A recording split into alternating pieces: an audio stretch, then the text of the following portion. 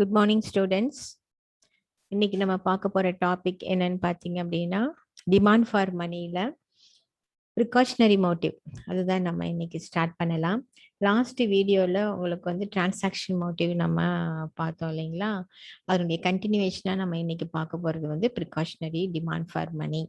இது டீன்ஸ் வந்து முன்னெச்சரிக்கை நோக்கம், அவருடைய நீர்ம விருப்ப கோட்பாடு லிக்விடிட்டி ப்ரிஃபரன்ஸ் தியரியில இரண்டாவது நோக்கம் வந்து இது இந்த ப்ரிகாஷனரி டிமாண்ட் ஃபார் மணி அப்படின்னு சொல்லியிருப்பாரு. முன்னெச்சரிக்கை நோக்கத்திற்காக பணம் தேவைப்படுவது லிக்விட் கேஷா வச்சிருக்கிறது. ஓகே, இப்போ இதை நம்ம இதனுடைய எக்ஸ்பிளனேஷன் நம்ம பார்க்கலாம். இப்போ இந்த டெக்ஸ்ட் வந்து இங்கிலீஷ்ல இருக்கு, ஆனா நான் தமிழ்ல எக்ஸ்பிளைன் பண்றேன். ஸோ தட் ரெண்டு மீடியம் ஸ்டூடெண்ட்ஸ்க்குமே இது யூஸ்ஃபுல்லா இருக்கும். இங்க பாருங்க, besides the transaction purposes people desire to have some ready cash to meet unforeseen contingencies. This is known as precautionary motive அப்படின்னு சொல்றோம். அதாவது பரிமாற்று நோக்கம் மற்றும் அல்லாமல், அதாவது பேர வகை நோக்கம் அல்லது பரிமாற்று நோக்கம் அப்படின்னு சொல்றோம் இல்லைங்களா? ஸோ வாங்குதல் விற்றல் அதுக்காக மட்டும் இல்லாமல் சில அன்எக்ஸ்பெக்டட் ஈவெண்ட்ஸ், எதிர்பாராத சில ஈவெண்ட்ஸ் வந்துச்சு அப்படின்னாக்கா அதற்காக கொஞ்சம் ரெடி கேஷ் நம்ம கையில எப்பவுமே வந்து ரொக்க பணமா வச்சிருக்கிறோம்னு சொல்லி மக்கள் நினைப்பாங்க இல்லைங்களா? அதுதான் நம்ம வந்து ப்ரிகாஷனரி மோட்டிவ், முன்னெச்சரிக்கை நோக்கம் அப்படின்னு சொல்றோம். ஸோ இதுவுமே பார்த்தீங்கன்னா, as the income increases, the demand for money to keep for precautionary motive will also increase. அப்படி ரெண்டுக்குமே டைரக்ட் ரிலேஷன் தான் இருக்கு. இப்ப பாருங்க, both individuals and businessmen keep cash reserves to meet unexpected needs. இண்டிவிஜுவலா இருக்கட்டும், தனிநபர் மற்றும் வந்து பிசினஸ்மேன், வணிகர்கள் ரொக்க இருப்பாக பணத்தை வைத்துக் கொள்வார்கள். எதற்காக என்று பார்த்தால் டு மீட் அன்எக்ஸ்பெக்டட் நீட்ஸ், எதிர்பாராத சில தேவைகளை பூர்த்தி செய்வதற்காக தனிநபர்களும் வணிகர்களும் ரொக்க இருப்பாக பணத்தை வைத்துக்கொள்ள விரும்புவார்கள் அப்படின்னு சொல்லலாம். For instance, people hold some ready cash to provide for illness, accidents, unemployment and other unexpected contingencies. இப்போ நம்ம இண்டிவிஜுவல்ஸ், தனிநபர் பார்த்தீங்க அப்படின்னா, திடீரென்று மக்கள் அவங்க ஃபேமிலியில யாருக்காவது உடம்பு சரியில்லாம போகலாம், அதான் இல்னஸ். ஓகே, உடல் நலக்குறைவு, தென் எதிர்பாராத சில நிகழ்வுகள், வேலையின்மை பிரச்சனை, இது போன்ற பல எதிர்பாராத சில நிகழ்வுகளை வந்து சமாளிப்பதற்காக ரொக்கமாக பணத்தை வைத்துக் கொள்ள விரும்புவார்கள் அப்படின்னு சொல்றோம். Similarly business man keep cash to tide over unfavourable business conditions. அதாவது பிசினஸ் வணிகர்களுக்கு பார்த்தீங்க அப்படின்னாக்கா, தே மே கெட் சம் அதாவது அவங்களுக்கு பார்த்தீங்கன்னா சில நேரங்கள் அவங்க பிஸ்னஸ்ல வந்து ரிஸ்க் நிறைய இருக்கு. அவங்களுக்கு வந்து ஒரு அன்ஃபேவரபிள் பிசினஸ் கண்டிஷன்ஸ், ஒரு டிப்ரெஷன் வரலாம், ஒரு மந்த சூழல் ஏற்படும் பொழுது அவர்களால் வந்து அதை சமாளிப்பதற்கு அவங்களுக்கு லாஸ் ஏற்படும், நஷ்டம் ஏற்படும். அதை சமாளிப்பதற்காக ஓரளவு பணத்தை கையில் ரொக்கமாக வைத்துக் கொள்ள விரும்புவார்கள். இதுதான் வந்து therefore money held under precautionary motive is rather like water kept in the reserve in a water tank. ரொம்ப சிம்பிளா சொல்லியிருக்காங்க. எப்படி நம்ம வந்து வாட்டர் டேங்க்ல வந்து கொஞ்சம் வாட்டர் எப்பவுமே ரிசர்வ்ல வச்சிருக்கோம், திடீர்னு பவர் கட் ஆயிடுச்சு அப்படின்னா நமக்கு வந்து தண்ணி இல்லாம கஷ்டப்படுவோம் இல்லைங்களா? அதை மாதிரி கஷ்டப்படக்கூடாதுங்கிறதுக்காக ஒரு முன்னெச்சரிக்கையா நம்ம வந்து கொஞ்சம் ரிசர்வ்ல வச்சிருப்பாங்க இல்லையா? அதே போலதான் இந்த ப்ரிகாஷனரி முன்னெச்சரிக்கை நோக்கத்திற்காக நாம் வந்து பணத்தை வந்து ரொக்க பணமாக கையில் வைத்துக் கொள்ள விரும்புவது அப்படின்னு ரொம்ப சிம்பிளா வந்து எக்ஸ்பிளைன் பண்ணியிருக்காங்க. The cash balances held by the people for precautionary motive represent the store of value function of money. எப்பவுமே இது வந்து அந்த பணத்திற்கு வந்து மதிப்பு நிலைக்கலன் இருக்கிறதுனாலதான் நம்ம ரொக்கமா பணத்தை கையில வந்து நம்ம வச்சிருக்கோம். அதாவது இது வந்து ஸ்டோர் ஆஃப் வேல்யூ அப்படிங்கிற அந்த பணத்தினுடைய பணிகள்ல இரண்டாவது பணியான பணத்துக்கு மதிப்பு நிலைகளன் உண்டு என்கின்ற அந்த அடிப்படையில இந்த ப்ரிகாஷனரி மோட்டிவ் வந்து எக்ஸ்பிளைன் பண்றாங்க. இதே வந்து டிரான்சாக்ஷன் மோட்டிவ், பேரவகை நோக்கம் அல்லது பரிமாற்று நோக்கம், ஃபர்ஸ்ட் இது சொன்ன பாருங்க, அது வந்து பாத்தீங்கன்னா it is based on the function money as a medium of exchange. பணம் ஒரு பரிமாற்ற கருவி, அந்த அடிப்படையை கொண்டு அந்த விளக்கம் கூறப்பட்டது. ஆனா இந்த செகண்ட் இந்த ப்ரிகாஷனரி டிமாண்ட் ஃபார் மணியானது ஸ்டோர் ஆஃப் வேல்யூ, பணத்திற்கு மதிப்பு நிலைக்கலன் உண்டு என்கின்ற அடிப்படையில கூறப்படுகின்றதுன்னு சொல்லலாம். The precautionary demand for money depends on the level of income and business activity. அதாவது நாம் வந்து நம்முடைய லெவல் ஆஃப் இன்கம், அதை நான் ஃபர்ஸ்டே சொன்னேன் இல்லைங்களா, as income increases the precautionary demand for money will also increase. நம்ம கையில வந்து நம்முடைய இன்கம் லெவல், நம்முடைய வருவாய் அதிகரிக்க அதிகரிக்க நம்ம கையில் வைத்துக்கொள்ள விரும்பும் பணத்தின் அளவும் வந்து அதிகரிக்கும் அப்படின்னு சொல்லி நம்ம சொல்றோம். ஓகே, இதுதான் பாருங்க, opportunities for unexpected profitable deals, availability of cash, the cost of holding liquid assets, இது எல்லாமே நம்ம சொல்லலாம். அது நம்ம கையில வந்து நிறைய இன்கம் இருக்கும் பொழுது, வருவாய் அதிகரிக்கும் பொழுது நம்ம நல்ல ப்ராஃபிட்டபிள் டீல்ஸ்ல வந்து நம்ம வந்து அன்எக்ஸ்பெக்டட் ப்ராஃபிட்டபிள் டீல்ஸ் வரும், அதுக்காக நம்ம வந்து கேஷ் வந்து வச்சுப்போம். அவைலபிலிட்டி ஆஃப் கேஷ், ஓகே, நம்ம கையில இருக்கிற அவைலபிலிட்டி ஆஃப் கேஷும் அதிகமா இருக்கும். அப்புறம் cost of holding liquid assets, okay, liquid assets வந்து நம்ம அதை ஹோல்டு பண்றதுக்குரிய காஸ்ட், இது எல்லாமே நம்ம வந்து கணக்கில் எடுத்துக்கணும். Keynes held that like the transaction demand, precautionary demand for money is also a function of income. Keynes என்ன சொல்றாருன்னா, பணத்தினுடைய அதாவது பரிமாற்ற நோக்கம் இருக்கு இல்லைங்களா, ஃபர்ஸ்ட் ஒன், அது போலவே இந்த முன்னெச்சரிக்கை நோக்கம், பணத்திற்கான முன்னெச்சரிக்கை நோக்கமும் பார்த்தீங்கன்னா வருவாயை பொறுத்து அமைகின்றது. It is a function of income அப்படின்னு சொல்றாரு. அதே சமயத்துல இவர் வந்து வருவாய் மட்டும்தான் சொல்றாரு Keynes. But post Keynesian economist இருக்காங்க இல்லையா, பவுமால், ப்ரொஃபசர் டாபின், இவங்கெல்லாம் என்ன சொல்றாங்கன்னா, that this precautionary demand for money is a function of both income and interest rate. Okay, அதாவது ஒருவர் வந்து முன்னெச்சரிக்கை நோக்கத்திற்காக பணத்தை ரொக்க பணமாக வைத்துக் கொள்ள விரும்புகிறார் என்றால் அது வந்து இரண்டு காரணிகளை பொறுத்து அமைகின்றது. நம்பர் ஒன் வந்து வருவாய், நம்பர் டூ வந்து வட்டி விகிதம் அப்படின்னு சொல்லி சொல்றாங்க.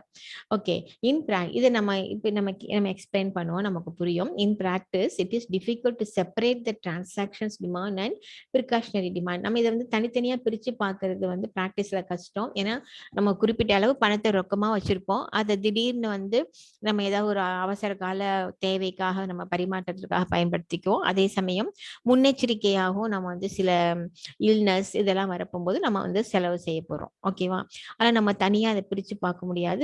இரண்டு நோக்கங்களுமே பார்த்தீங்கன்னா போத் ஆர் இன்கம் டிட்டர்மைண்ட். இரண்டு நோக்கங்களுமே வந்து வருவாயை சார்ந்துதான் இருக்கு. The combined money balances held under the transaction and precautionary motive is referred to as active balances அப்படின்னு சொல்லிட்டு கிங்ஸ் வந்து சொல்றாரு. இது சிம்பாலிக்கா இது எப்படி சொல்றாருன்னா, in symbolic terms the demand for active balances may be stated as L1 is equal to L1 plus LT plus LP. அத LI அப்படின்னு சொல்லலாம். அதாவது இன்கம், இது வந்து லிக்விடிட்டி ப்ரிஃபரன்ஸ் தியரின்னு சொல்றாங்க, நீர்மை விருப்பம்னு சொல்றாங்க, அதனால L அப்படிங்கிற லெட்டர் யூஸ் பண்றோம். இது வந்து I, அதாவது உங்களுக்கு வந்து லிக்விடிட்டி நீர்மை ரொக்க பணமாக வைத்துக்கொள்ள, நீர்மை பணம் அப்படின்னு சொல்றோம். அந்த இன்கம் ஆனது இரண்டு காரணிகள் இரண்டுமே சேர்த்து இருக்கு. ஒன்னு வந்து எல்டி, இன்னொன்னு வந்து எல்பி. எல்டிங்கிறது டிரான்சாக்ஷன் மோட்டிவ், எல்பி என்பது வந்து ப்ரிகாஷனரி மோட்டிவ், முன்னெச்சரிக்கை நோக்கம்.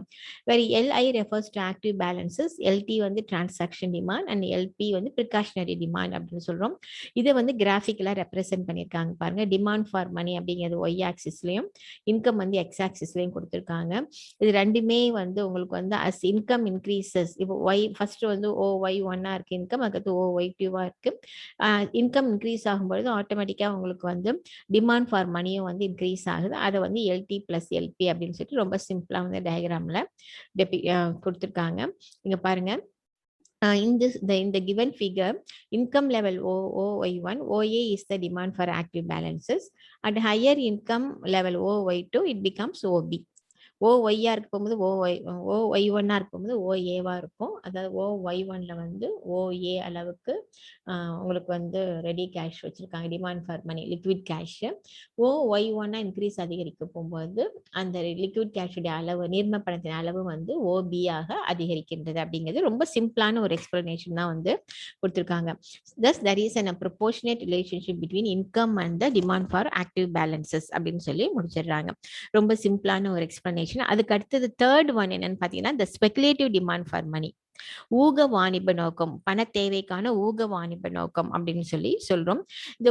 இந்த ஊக வாணிப நோக்கம் வந்து என்டையர்லி வந்து இது வந்து இட் இஸ் இன்ட்ரெஸ்ட் எலாஸ்டிக் அப்படின்னு சொல்லலாம். இப்ப பாருங்க, the speculative demand for money represents the demand for cash for being invested rapidly as and when attractive opportunities for monetary investments appear. இது வந்து this is அதாவது especially it is meant for the business people. இந்த speculative demand for money, ஊக வாணிப நோக்கம் என்பது வந்து இது exclusively for business people அப்படின்னு சொல்லலாம். வணிகர்கள் வந்து ஒரு திடீரென்று ஒரு குறிப்பிட்ட காலத்தில் திடீரென்று ரேப்பிடா முதலீடு செய்வதற்காகவும், அதே போல அவர்களுக்கு ஏதாவது ஒரு வாய்ப்பு கிடைக்கும் பொழுது தங்களுடைய முதலீட்டினை அதிகரிப்பதற்காகவும், இது போன்ற ஊக வாணிபம் அதிகரிப்பதற்காகவும் இந்த ரொக்க பணமாக வைத்துக்கொள்ள விரும்புவது தான் நம்ம வந்து ஸ்பெகுலேட்டிவ் டிமாண்ட் சொல்றோம். அது மட்டும் இல்லாம பிசினஸ்ல வந்து என்ன ஒரு நெகட்டிவ் ரிஸ்க் இருக்கு, நெகட்டிவ் ஒரு அதாவது எதிர்மறையான சில விளைவுகளும் ஏற்படலாம். அதை சமாளிப்பதற்கும் இவர்கள் வந்து ரொக்க பணமாக கையில் வைத்திருப்பார்கள். இதையும் வந்து ஊக வாணிப நோக்கம் அப்படின்னு சொல்றோம். The speculative motive confines itself to the store of value property of money. இதுமே பாத்தீங்கன்னா பணத்திற்கு வந்து மதிப்பு நிலைக்கலன் உண்டு என்கின்ற அந்த பணத்தினுடைய பணியின் அடிப்படையில தான் இந்த motive வந்து இருக்குன்னு சொல்றோம்.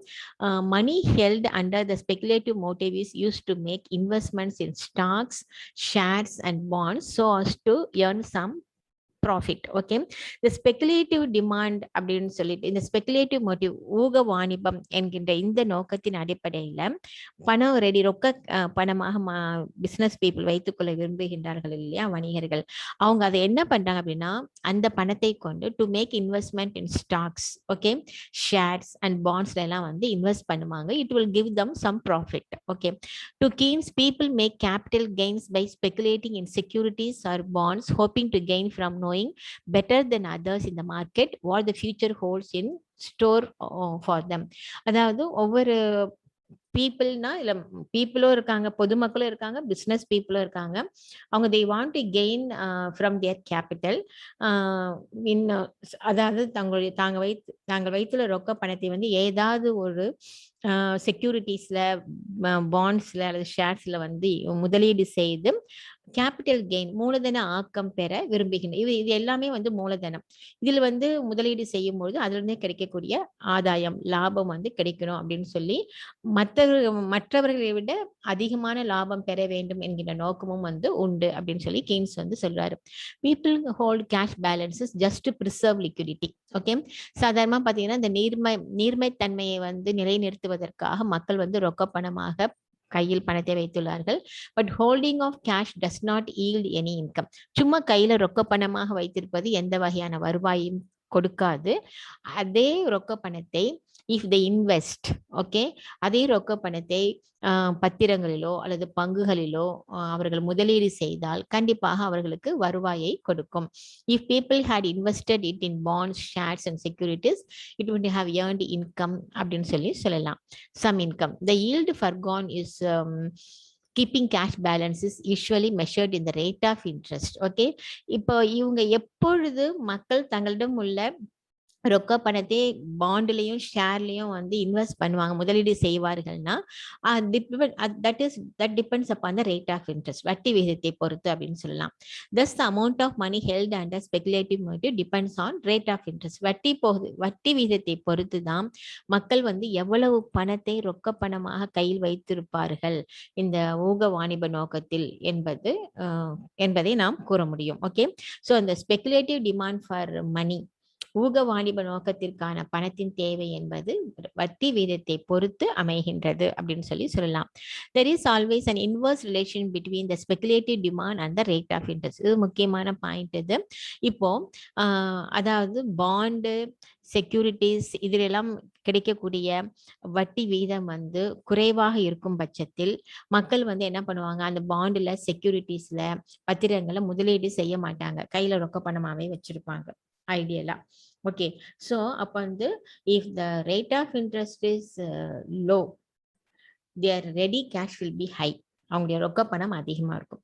If the rate of interest goes up, okay, வட்டி வீதம் அதிகரிக்கும் பொழுது people started investing their money in the bonds. Okay, உடனே என்ன பண்ணுவாங்க, அந்த பத்திரங்கள்ல மக்கள் முதலீடு செய்ய ஆரம்பிப்பாங்க, கையில் இருக்கிற ரொக்க பணம் வந்து குறைஞ்சிரும். இதுதான் வந்து நம்ம வந்து இன்வெர்ஸ் ரிலேஷன்ஷிப் அப்படின்னு சொல்றோம். அதை அடுத்த லைன்ல இதை நான் சொன்னது சொல்லியிருக்காங்க பாருங்க. when the rate of interest increases the prices of fixed income yielding assets வந்து fall. ஓகே, அதே போல therefore more money will be held in cash balances. On the other hand, if there is a fall in the interest rate, interest rate குறைஞ்சிச்சு அப்படின்னா the prices of bonds and securities will increase and there will be tendency to have more bonds and securities. Okay, இது மாதிரியான ஒரு explanation வந்து இங்க கொடுத்திருக்காங்க. thus the speculative demand for money, அதாவது நான் சொன்னது வந்து பாத்தீங்க அப்படின்னா நான் ரேட் ஆஃப் இன்ட்ரெஸ்ட் அப்படின்னு சொன்னது வந்து பேங்க் ரேட் ஆஃப் இன்ட்ரெஸ்ட் கூறினேன். இவங்க என்ன சொல்லியிருக்காங்கன்னா இப்போ கீன்ஸ் என்ன சொல்லியிருக்காருன்னா இங்க if there is a fall in the interest rate, வட்டி விகிதம் வந்து குறையும் பொழுது உங்களுக்கு வந்து பங்குகள் மற்றும் பத்திரங்கள் இவற்றினுடைய விலைகள் வந்து அதிகரிக்கின்றது, will increase and there will be tendency to have more bonds and securities. Okay, அதனால நிறைய பாண்ட்ஸ் செக்யூரிட்டிஸ் கையில வச்சிருக்கிறோம். ஏன்னா விலைகள் அதிகரிக்கும் பொழுது உங்களுக்கு வந்து நிறைய வச்சிருக்கிறோம் அப்படின்னு சொல்லி மக்கள் வந்து எண்ணுவார்கள் அப்படின்னு சொல்லியிருக்காரு. thus the speculative demand for money is a function of rate of interest. It is highly interest elastic. அதாவது இந்த ஊக வாணிப நோக்கம், பண தேவைக்கான ஊக வாணிப நோக்கம் என்பது வட்டி வீதத்தை சார்ந்து இருக்கின்றது. ஆனா இது வந்து வட்டி வீதத்துடன் முற்றிலும் நெகிழ்ச்சியுடையது அப்படின்னு சொல்லி நம்ம சொல்லலாம்.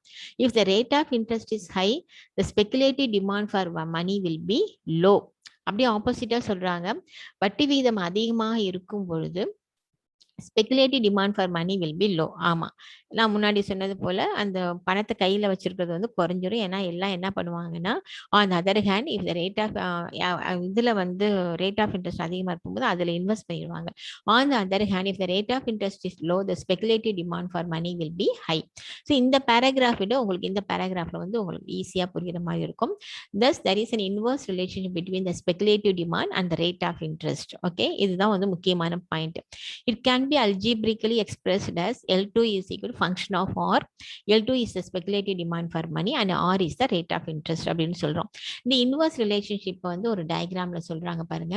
இன்வர்ஸ் ரிலேஷன்ஷிப் இருக்கிறதுனால உங்களுக்கு டயக்ராம்ல வந்து அந்த கர்வ் வந்து டவுன்வர்ட் ஸ்லோப்பிங் கர்வா இருக்கும், like demand curve. the inverse relationship between the rate of interest and the speculative demand for money is represented. இங்க பாருங்க, இது வந்து இன்ட்ரெஸ்ட் ரேட் வந்து R2ல ஆரம்பிக்குது, R2, R4, R6, R8, R10, R12 இருக்கு. ஓகே, இது வந்து ஸ்பெகுலேட்டிவ் டிமாண்ட் ஃபார் மணி, கையில எவ்வளவு கேஷ் வச்சிருக்காங்க அப்படின்னு சொல்றது. இப்ப பாருங்க, when the rate of interest is அதிகமா இருக்க போகும்போது, R8 இருக்க போகும்போது கொஞ்சம் தான் கையில கேஷ் வச்சிருக்காங்க. ஏன்னா அவங்க மீதி பணத்தை எல்லாம் என்ன பண்ணுவாங்க அப்படின்னாக்க உங்களுக்கு பாண்டுல பத்திரங்கள்ல வந்து முதலீடு செய்திருவாங்க. இப்ப ரேட் ஆஃப் இன்ட்ரெஸ்ட் வந்து R6 குறையும் பொழுது உங்களுக்கு S1 அளவுக்கு கொஞ்சம் வந்து அதிகரிக்குது கையில வச்சுக்கக்கூடிய பணத்தின் அளவு. ஏன்னா பரவாயில்ல, நம்ம இன்வெஸ்ட் பண்றதை விட கையிலேயே வச்சுக்கலாம். இப்ப ரேட் ஆஃப் இன்ட்ரெஸ்ட் வந்து R2 இருக்கும். இப்போ R4 இருந்துச்சுன்னு வச்சுக்கோங்களேன், அப்படி இங்க ஒரு கோடு போட்டோம்னா இங்க S2 கூட இங்க போட்டுக்கலாம். சோ வட்டி விகிதம் குறைய குறைய கையில் வைத்துள்ள பணத்தின் அளவு வந்து அதிகரிக்கின்றது. இதுல வந்து உங்களுக்கு ஒரு பிளாட் ரேட் வரும் பாருங்க. ரொம்ப வட்டி வீதம் வந்து R2 லெவல் வந்துச்சுன்னு வச்சுக்கோங்களேன், வட்டி வீதம் ரொம்ப ரொம்ப குறைவுங்க போகும்போது இவ்வளவு வட்டி ரொம்ப குறைவா கிடைக்கும் பொழுது நம்ம போய் பேங்க்ல போடாட்டி என்ன பணத்தை அல்லது நம்ம பங்குகள் பத்திரங்கள் வாங்க வேண்டாம், கையிலேயே நம்ம வச்சுக்கோம், ரெடி கேஷாவே வச்சுக்கோம் அப்படின்னு சொல்லிட்டு இந்த R2 அப்படிங்கிறது இந்த வட்டி வீதத்தில் பாத்தீங்க அப்படின்னா இவங்க வந்து இதுக்கப்புறம் பாருங்க இந்த கர்வ் வந்து அப்படி பிளாட்டா போயிருது. இதுக்கப்புறம் மக்கள் எதுலையுமே இன்வெஸ்ட் பண்ண மாட்டாங்க, எல்லா அமௌண்ட்டையும் கையிலேயே வந்து ஹோல்ட் பண்ணிட்டு இருப்பாங்க. ஸோ இந்த R2 அப்படிங்கிற இன்ட்ரெஸ்ட் ரேட் தான் பாத்தீங்கன்னா அந்த இன்ட்ரெஸ்ட் ரேட்டுக்கு பிறகு பாத்தீங்கன்னா people would like to keep their money as ready cash, liquid cash தான் அவங்க வந்து வச்சிருப்பாங்க. they will not invest their money in any of the bonds, securities or shares. எதுலையுமே வந்து இன்வெஸ்ட் பண்ண மாட்டாங்க. ஸோ அதனால இந்த R2 அப்படிங்கிற அந்த இன்ட்ரெஸ்ட் ரேட் வந்து அந்த லோ இன்ட்ரெஸ்ட் ரேட் இருக்கு இல்லைங்களா, இதுக்கு பிறகு பிளாட்டா வர்ற அந்த ஸ்டேஜ் வந்து லிக்விடிட்டி ட்ராப், நீர்மை பொறி அப்படின்னு சொல்றோம். நீர்மை பொறி அப்படின்னா மக்கள் வந்து எப்படி வந்து ஒரு பொறினா ஒரு ட்ராப் பண்றது, அதாவது மக்கள் வந்து நீர்ம பணமாகவே இதுக்கு பிறகு வைத்திருப்பார்கள் அப்படின்னு சொன்னாக்க அந்த பொறிக்குள்ள வந்து அவங்க வந்து மாட்டிக்கிட்டாங்க. இன்ட்ரெஸ்ட் ரேட் வந்து அதிகமாக என்ன பண்ணுவாங்க, அவங்க வந்து எதுலையாவது இன்வெஸ்ட் பண்ணிடுவாங்க. இன்ட்ரெஸ்ட் ரேட் குறைவா இருக்கிறத வந்து நம்ம நீர்மை பொறி அப்படின்னு சொல்லி சொல்றோம். எப்படி எலியை வந்து ஒரு குறிப்பிட்ட இதுல வந்து பொறிய மாதிரி ட்ராப் பண்ணி எலி பிடிக்கிறாங்களே, அதே போல இது வந்து நீர்மை பொறி அப்படின்னு சொல்லலாம். அதுதான் இந்த இதுல உங்களுக்கு எக்ஸ்பிளைன் பண்ணியிருக்காங்க. தட் இந்த figure 5 shows that at a very high interest rate the speculative demand for money is zero. interest rate வந்து அதிகமா R12 இருக்க போகும்போது பாருங்க இங்க பாருங்க இந்த இடத்துல R12 அப்படின்னு இருக்க போகும்போது வட்டி விகிதம் R12 இருந்துச்சுன்னா எல்லா பணத்தையும் என்ன பண்ணிடுவாங்க, ஏதாவது ஷேர் பங்குகள்ல பத்திரங்களை முதலீடு பண்ணிட்டு கையில வந்து 0 பணம் தான் வச்சிருப்பாங்க, ரொக்க பணமே வச்சிருக்க மாட்டாங்க. ஓகே, அதே பாத்தீங்கன்னாக்க 0 and people invest their cash in bonds, but when the interest rate falls to R8 the speculative demand is OS. With the further fall in the interest rate to R6 the rises to OS1. நம்ம முன்னாடி சொன்னது போல that's the shape of the L1 curve. Okay, sorry, இது என்னது, LS curve shows that as interest rate rises speculative demand for money declines. வட்டி வீதம் அதிகரிக்க அதிகரிக்க மக்கள் வந்து கையில் வைத்துள்ள ரொக்க பணத்தின் அளவு குறைகின்றது. and with the fall in the interest rate it increases. வட்டி வீதம் குறைஞ்சா மக்கள் கையில் வைத்துள்ள பணத்தின் அளவு அதிகரிக்கின்றது. இப்போ வந்து liquidity trap வந்து எக்ஸ்பிளைன் பண்றாங்க. இதுல பாருங்க, but at a minimum rate of interest, இதுதான் நம்ம நல்லா ஞாபகம் வச்சுக்கணும், உங்களுக்கு 10 மார்க்ஸ்ல கூட கேட்பாங்க. Minimum rate of interest R2 கடைசியா இருந்துச்சு பாருங்க, அதுல பாத்தீங்கன்னா LS curve become perfectly elastic. அந்த இன்ட்ரெஸ்ட் ரேட்ல இருந்து அதுக்கு பிறகு எவ்வளவு வருவாய் உங்களுக்கு அதிகரித்தாலும் நீங்க வந்து எதுலையுமே இன்வெஸ்ட் பண்ணாம நீங்க ரெடி கையில ரொக்க பணமாவே தான் வச்சுட்டு இருப்பீங்க. ஏன்னா எதுல இன்வெஸ்ட் பண்ணாலும் உங்களுக்கு வட்டி அதிகமா கிடைக்க போறது இல்ல, ரொம்ப மினிமம் ரேட். அதனால வந்து you will keep as ready cash, ரொக்க பணமாவே தான் வச்சிருப்பீங்க. ஆனா ஈவன் யுவர் இன்கம் வருவாய் அதிகரித்தால் கூட உங்களுடைய ரொக்க பணத்தின் அளவு அதிகரிக்காது. அட் மினிமம் ரேட்டாக குறைந்த வட்டி விகிதத்தில் curve become perfectly elastic and the speculative demand is infinitely elastic அப்படின்னு சொல்றோம். This portion of the LS curve is known as liquidity trap. அந்த LS curve தான் வந்து நம்ம வந்து நீர்மை பொறி அப்படின்னு சொல்லி சொல்றோம். A very low interest rate people prefer to keep money in cash rather than invest in bonds. வட்டி வீதம் மிக மிக குறைவாக இருக்கும் பொழுது மக்கள் பத்திரங்களில் முதலீடு செய்வதை விட கையில் ரொக்க பணமாக வைத்திருப்பதை விரும்புவார்கள். ஏனெனில் பத்திரங்களில் முதலீடு செய்தால் அவர்களுக்கு எந்தவித லாபமும் கிடைக்காது. This situation arises from the fact that the income from the assets at very low rate of interest is so low and the risk of holding asset is so high. நம்ம வந்து அதுல இருந்து எந்த விதமான வருவாயும் கிடைக்காம நாம அந்த அந்த அந்த அசெட் வந்து நம்ம வந்து அந்த பத்திரங்களை வந்து பத்திரமா வச்சுட்டு இருக்கணும், அதுக்கு வருவாயும் கிடைக்காது, அந்த ரிஸ்க் வந்து அதிகம் அங்க அப்படிங்கிறதுனால அதை அவாய்ட் பண்றாங்க. Okay, the wealth holders are willing to substitute money as money for assets. So அசெட்டுக்கு சொத்துக்களுக்கு பதிலாக பணமாக வைத்துக்கொள்ள விரும்புகின்றார்கள். So LS portion of the demand curve denotes the situation of liquidity trap. அதனால தான் அந்த LS போர்ஷனை வந்து நம்ம நீர்மை பொறி அப்படிங்கிற ஒரு பகுதியா நம்ம வந்து அனௌன்ஸ் பண்றோம். ஓகே, இப்ப இதுல பாருங்க, the main reasons for liquidity trap are as follows. எதனால வந்து அந்த liquidity trap நீர்மை பொறி அப்படிங்கிற ஒரு கான்செப்ட் வந்து உருவாகின்றது, அதுக்கான காரணங்கள் என்னன்னு பாத்தீங்க அப்படின்னா, the process of substituting bonds for money involves some cost and convenience. Okay, inconveniences. Some minimum return is necessary to offset this. அதாவது இந்த லிக்விடிட்டி ட்ராப் ஏன் வருது அப்படின்னாக்க, பணத்தை வந்து நம்ம எதுலையாவது இன்வெஸ்ட் பண்றோம் அப்படின்னாக்க we must get some return. அந்த ரிட்டர்ன் இல்ல என்கின்ற பட்சத்துல why should we invest, எதற்காக நாம் முதலீடு செய்ய வேண்டும், நம்ம வந்து ரெடி கேஷ் ரொக்க பணமாகவே வைத்துக் கொள்ளலாம் என்று நினைப்பதனாலதான் உங்களுக்கு வந்து அந்த நீர்மை பொறி அப்படிங்கிற அந்த அந்த லைன் வந்து உங்களுக்கு வந்து உருவாகின்றது. When the rate of interest is very low there will be less inducement on the part of the people and they prefer to have cash. வட்டி விகிதம் மிக மிக குறைவாக இருக்கும் பொழுது அவங்க வந்து தங்களுடைய பணத்தை வங்கிகளில் முதலீடு செய்யவோ அல்லது பத்திரங்கள் பங்குகள் வாங்கவோ விரும்புவதில்லை. அதற்கு பதிலாக நம்ம வந்து கையில ரொக்க பணமாக வைத்துக் கொள்ளலாம் என நினைக்கின்றார்கள். அவங்களுக்கு அந்த இன்டியூஸ்மெண்ட் வரதில்லை. அவங்களை ஊக்கப்படுத்தணும்னு சொன்னாக்க வட்டி விகிதம் வந்து அதிகமாக இருக்க வேண்டும். அடுத்தது, at low rate of interest the opportunity cost of holding ideal balances tends to be minimum. எப்பவுமே பாத்தீங்கன்னா லோ இன்ட்ரெஸ்ட் ரேட்ல வந்து அதாவது ஆப்பர்ச்சுனிட்டி காஸ்ட், அதாவது நெக்ஸ்ட் பெஸ்ட் ஆப்பர்ச்சுனிட்டி அப்படின்னு சொல்லி பார்க்க போகும்போது நம்ம வந்து கேஷாவே வச்சுக்கலாம், வேற எதுவும் நம்ம வந்து இன்வெஸ்ட் பண்ண வேண்டாம் அப்படிதான் நினைக்கிறாங்க. இந்த liquidity trap sets the floor limit to the rate of interest. Rate of இன்ட்ரெஸ்ட்க்கு வந்து லிக்விடிட்டி ட்ராப் அப்படின்னாலே வந்து அதுதான் வந்து லாஸ்ட் ரேட் ஆஃப் இன்ட்ரெஸ்ட், இதுக்கு கீழே குறைக்கவே முடியாதுங்கிற ஒரு ஃப்ளோர் லிமிட் இது. By expecting high interest rate in future people will keep cash and will not purchase bonds. என்ன எதிர்பார்க்க எதிர்பார்ப்பாங்கன்னா, சரி இன்னைக்கு வந்து வட்டி ரொம்ப குறைவா இருக்கு. நம்ம இன்னைக்கு வந்து நம்முடைய பணத்த வந்து இன்று எதுலயுமே நம்ம வந்து முதலீடு செய்ய வேண்டாம். இன்னும் 1 மாதம் கழித்து வட்டி விகிதத்தை வங்கிகள் அதிகரிக்கலாம். அல்லது பத்திரங்களுடைய வட்டி வீதம் ஏறும்பொழுது நம்ம அப்பொழுது வந்து நம்ம என்ன பண்ணலாம்? முதலீடு செய்யலாம் அப்படின்னு எதிர்பார்த்து எதிர்காலத்தில் முதலீடு செய்யலாம், வட்டி விகிதம் அதிகரிக்கும் என எதிர்பார்த்து மக்கள் வந்து என்ன பண்றாங்கன்னா, ரொக்க பணத்தை கையில் வைத்துள்ளார்கள் அப்படின்னு சொல்லலாம். As the rate of interest falls, the investors expect that it will revert to the normal level.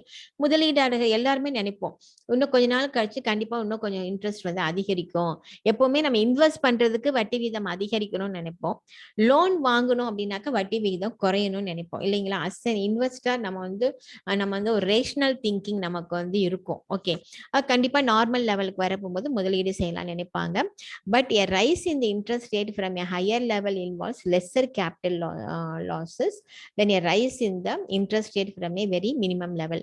எப்பவுமே பாத்தீங்கன்னாக்க இன்ட்ரெஸ்ட் ரேட் வந்து ஹையர் லெவல்ல இருக்க போகும்போது உங்களுக்கு வந்து அந்த கேபிட்டல் லாஸ் வந்து குறைவா தான் இருக்கும். ரொம்ப குறைவான இன்ட்ரெஸ்ட் இருந்துச்சுனாக்க அந்த கேபிட்டல் அதை முதலீடு செய்யும் அளவு வந்து குறைந்து விடும் அப்படின்னு சொல்லி சொல்றாங்க.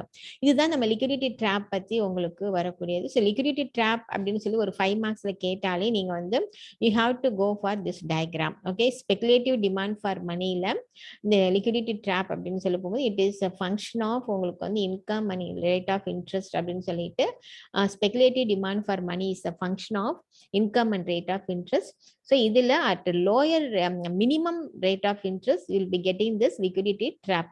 ஸோ இந்த R2 அப்படிங்கிற வட்டி விகிதத்துக்கு பிறகு பார்த்தீங்க அப்படின்னா உங்களுடைய இன்கம் வந்து அதிகரித்தால் கூட உங்களுடைய அந்த ரெடி கேஷ் ரொக்க இருப்பாக வைத்துக்கொள்ளும் பணத்தின் அளவு வந்து வந்து பணம் வந்து வேணா அதிகரிக்குமே தவிர யாருமே வந்து இன்வெஸ்ட் பண்ண மாட்டாங்க, எதுலையுமே வந்து முதலீடு செய்ய மாட்டாங்க. அதனால ஸ்பெகுலேட்டிவ் டிமாண்ட் ஃபார் மணி வேணா உங்களுக்கு அதிகரிச்சுட்டே போகும். அதுதான் நம்ம வந்து லிக்விடிட்டி ட்ராப் அப்படின்னு சொல்லிட்டு சொல்றோம். So with this we will finish this chapter today. நம்ம இதோட இந்த டிமாண்ட் ஃபார் மணி முடிக்கிறோமா? ஸோ உங்களுக்கு 4th யூனிட் வந்து இதோட முடிஞ்சிருது.